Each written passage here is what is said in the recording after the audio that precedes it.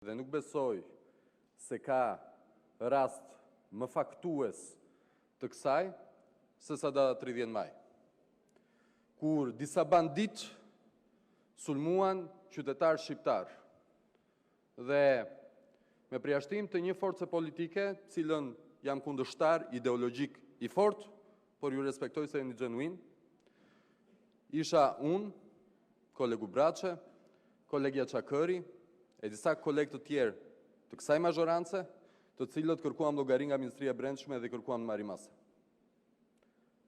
Kështu që çfarë ndodhi në 30 maj? Në 30 maj ku ishin këta të rrillcave? Në 30 maj mos kishin ndonjë aktivitet, mos kishin ndonjë dreng, ndonjë dark, mos kishin ndonjë udhëtim, si nuk folën një fjalë, si nuk denoncuan banditët. Ju, partia më e madhe opozitës dhe ju, partitë e vogla të cilës lini rast, ku ishit? Ku ishit? Ku ishit? Ju teatri, ku ishit? Do dalë autobusat. Ku ishit? Ku ishit? Pse u kujtua të nesërmen kur pas se kishte sentiment publik dhe të shfrytëzoni sentimenti publik për këtë shfaqje teatrale të shëmtuar? Ju e keni votuar ligjin e zonave të mbrojtura. Ju nuk zbatoni rekomandimin e Parlamentit Evropian. Ju e lini ligjin tim për anullimin e këtij ligji 21/2024 në zyrtar. Ju jeni ata që fusni buldozier e kamion e rrethoni me tela me gjëmba. Qeveria juaj është ajo që i bëri policinë aty që të rrihet tulatur, e friksuar nga bandat sepse kishin mbrojtje shtetërore. Qeveria juaj është ajo që i shkatroi jetën shqiptarëve, që i vjedh për ditë pasurinë publike, që ato 4 miliardë që thoni ju ja keni vjedh vetëm me aferën e Ankshit.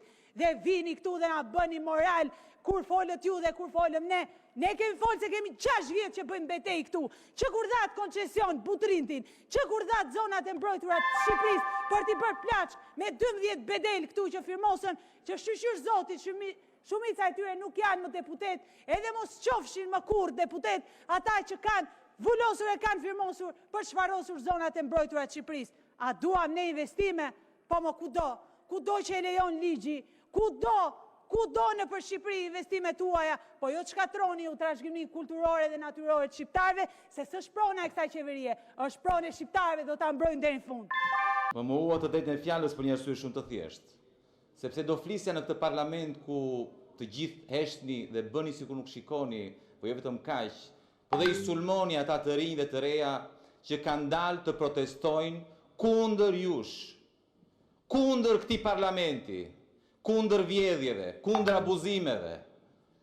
Dhe jo vetëm që nuk i digjoni, jo vetëm nuk i respektoni, jo vetëm nuk i mbështesni, por dhe i sulmoni.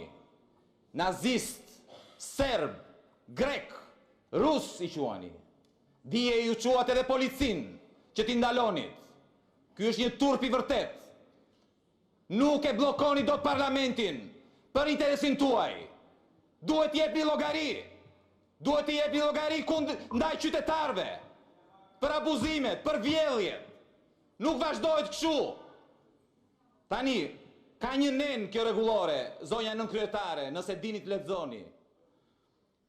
Seance përjavshme pyetje përgjigje me kryeministrin. Kemi bërë një kërkesë. E di që keni rënë dakord me njëri tjetrin që rregulloren ta shkelni si t'ju do qefi. Si për shumë gjëra të tjera. Si keni bërë për pronat, për çdo lloj abuzimi në këto 35 vjet. Po ka një rregullore drejt që ta marri. Kryeministri duhet të vi këtu të japi llogari. I kemi ngritur 2 pyetje, ju jemi drejtuar me një shkresë sipas rregullores. Dhe keni ignoruar totalisht. Pse nuk është caktuar të mërkurën kjo seancë? Është e parashikuar në rregullore. Nëse kërkesa vjen brenda të ënës, duhet caktohet seanca. Kryeministri duhet të vi këtu e t'japi përgjigje. Dhe jo të mbledhi grupin parlamentar të Partisë Socialiste dhe të sulmoj protestuesit. Është një skandal i vërtet ajo që po bëni. Sepse doni të fshini vjedhjet tuaja, abuzimet tuaja. Doni të dhunoni qytetarët. Tani keni filluar me polici private. Është një turp. Ndalni këtë sjellje. Parlamenti nuk është juaj, është i qytetarëve. Vendoseni në shërbim të qytetarëve.